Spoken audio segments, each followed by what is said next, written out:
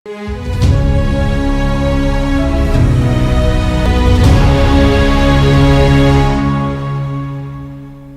दोस्तों, राजनीति की बातों में आपका स्वागत है। मैं हूं आपका दोस्त धर्मेंद्र कंवारी और ये जो पॉलिटिक्स ऑफ सीरीज जो चौधरी की चल रही है दोस्तों, इस सीरीज में आज हम उस हलके की बात करेंगे जो चौधरी बंसीलाल जी की कर्मभूमि रही है। नाम सुनते ही आपको समझ में आ गया होगा कि चौधरी बंसीलाल और तोसाम हलका एक दूसरे से इतने गुथे मुथे हुए हैं कि जब भी तोसाम का जिक्र आता है चौधरी बंसीलाल का भी जिक्र आता है। चौधरी बंसीलाल जी तोसाम से कभी नहीं हारे। केवल 1987 के चुनाव में, जो बहुत गड़बड़ी वाला चुनाव था, उनको हराया गया था। बाद में हाई कोर्ट से वो विजेता बने, लेकिन तब तक 5 साल का जो टर्म था वो पूरा हो चुका था। अगर आप तोसाम हलके के चुनावी इतिहास की बात करें तो तोसाम विधानसभा 1957 में अस्तित्व में आई थी और पहली बार निर्दलीय चंद्रभान जी यहाँ से विधायक बने थे, लेकिन बाद में वो कांग्रेस में शामिल हो गए थे। 1962 में भी यहाँ से निर्दलीय चौधरी जगन्नाथ जी विधायक चुने गए। बाद में उन्होंने पीआईपी ज्वाइन कर ली थी और उनका जो राजनीति में एंट्री थी वो मार्क्सवाद से हुई थी। उन्होंने कांग्रेस के चौधरी निहाल सिंह जी को हराया था। और चौधरी जगन्नाथ जी का नाम इसलिए बहुत महत्वपूर्ण है क्योंकि एक दलित परिवार में पैदा होकर, बहुत ही गरीब घर में पैदा होकर, कॉलेज में पढ़ते हुए एक सामान्य सीट से उनका चुनाव जीतना, लड़ना कम चुनौतीपूर्ण नहीं था उस दौर में, लेकिन तोसाम से उन्होंने ये करिश्मा कर दिखाया था। 1967 में चौधरी बंसीलाल जी की एंट्री तोसाम में होती है। तोसाम से पहली बार वो चुनाव लड़ते हैं और वो चुनाव जीतते हैं। कांग्रेस जो सोशलिस्ट पार्टी थी उसके मनीराम जी होते थे, उन्होंने उनके खिलाफ चुनाव लड़ा था। 1968 में चौधरी बंसीलाल जी को सोशलिस्ट नेता चौधरी जंगवीर सिंह पंघाल से अच्छी खासी चुनौती मिली और 1249 वोटों से जीतकर वो विधानसभा पहुंचे। लेकिन इस जीत ने उनके मुख्यमंत्री बनने के दरवाजे खोल दिए और वो हरियाणा प्रदेश के तीसरे मुख्यमंत्री बने। 1972 का चुनाव तोसाम में इसलिए रोमांचक हो गया क्योंकि चौधरी देवीलाल जी चुनाव लड़ने के लिए तोसाम में पहुंच गए और उन्होंने चौधरी जंगवीर सिंह जी को इस बात के लिए मनाया कि मैं ये चुनाव लड़ना चाहता हूं, तो उनका लड़िए। और वो आदमपुर से भी ये चुनाव लड़े और दोनों जगह से चुनाव हारे इस बार। और इतना मन उनका खट्टा हो गया था कि घर राजनीति छोड़कर बैठ गए थे। तोसाम के इस चुनाव में चौधरी बंसीलाल को 30,934 और देवीलाल जी को 10,440 वोट मिले थे। 1977 में चौधरी बंसीलाल जी के बेटे सुरेंद्र सिंह जी निर्दलीय चुनाव लड़े। उनके सामने एक बार फिर से चौधरी जंगवीर सिंह निर्दलीय उम्मीदवार के रूप में सामने थे। मुकाबला बहुत कठिन था क्योंकि चौधरी जंगवीर सिंह मात्र 2174 वोटों से हारे थे। 1982 में चौधरी सुरेंद्र सिंह जी कांग्रेस के प्रत्याशी बने और लोकदल ने ओम प्रकाश मित्तल जी को चुनाव में टिकट दी, वो हार गए चुनाव। 1987 में चौधरी देवीलाल की प्रचंड आंधी चल रही थी और अपने जीवन का पहला चुनाव लड़ रहे चौधरी धर्मवीर सिंह जो तालू से हैं, उन्होंने बंसीलाल सरीखे बरगद को गिरा दिया और इस चुनाव में चौधरी धर्मवीर तालू को 32,547 और चौधरी बंसीलाल जी को 30,361 वोट मिले। फाइनल कैलकुलेशन हुई। चुनाव धांधलियों से भरा हुआ था, हिंसा से भरा हुआ था।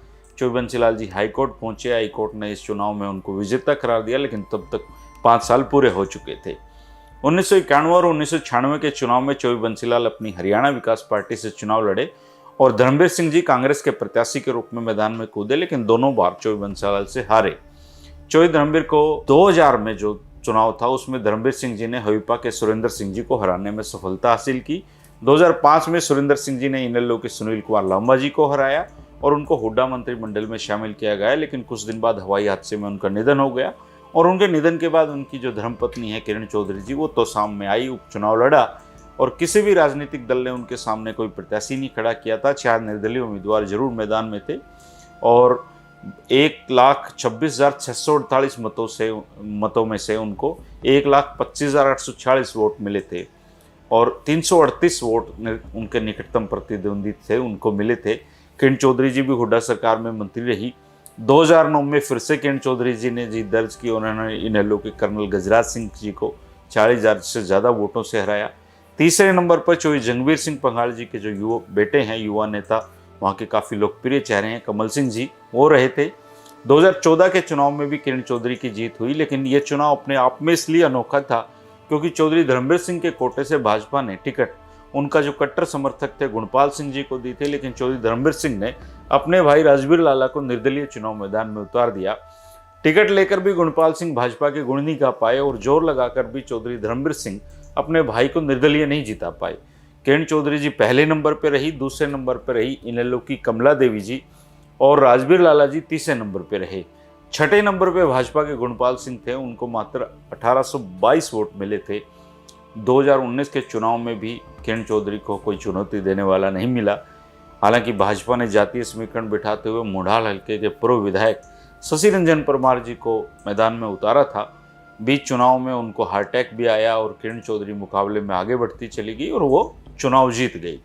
इस तरीके से चौधरी बंसीलाल जी की कर्मभूमि आज भी उनके परिवार का साथ देती हुई दिखाई दे रही है। लेकिन राजनीतिक परिस्थितियां तेजी से बदलती हैं। अब किरण चौधरी जी का कांग्रेस में जो भूपेंद्र सिंह हुड्डा है उनसे 36 का आंकड़ा चल रहा है। 2024 एक बड़ा सवाल है कि क्या किरण चौधरी की घेरेबंदी कोई वहां पे कर सकता है।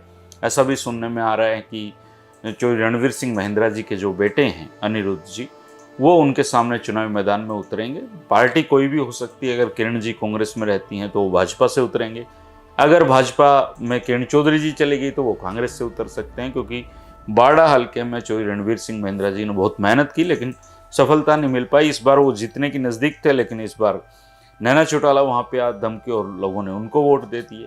तो अब उनका जो राजनीतिक क्षेत्र है वो निश्चित तौर पे बदल सकता है, क्योंकि हर जो बत्रा जी हैं वो कहते हैं politics is a game of suitability. तो जिसको जो सूट करेगा वो वहाँ पे जाएगा। तो 2024 में तोसाम हल्के के लोग जरूर कमेंट करके बताएं दोस्तों कि क्या किरण चौधरी को कोई टक्कर देने वाला प्रत्याशी वहाँ पर है, कोई टक्कर दे सकता है तो कौन हो सकता है, या फिर किरण चौधरी को कोई टक्कर तोसाम से है ही नहीं। आप इस बारे में अपने जो विचार हैं दोस्तों कमेंट करके बताना। ये मुझे तोसाम हल्का जो मेरे गाँव से बहुत ही नज़दीक पड़ता है उसको समझने में मदद करेगा कि तोसाम में 2024 क्या जनमत दे सकता है। आपके कमेंट का मैं इंतजार करूंगा। कल फिर मिलेंगे 3 बजे राजनीति की बातों के एक और वीडियो के साथ। शुक्रिया, नमस्कार।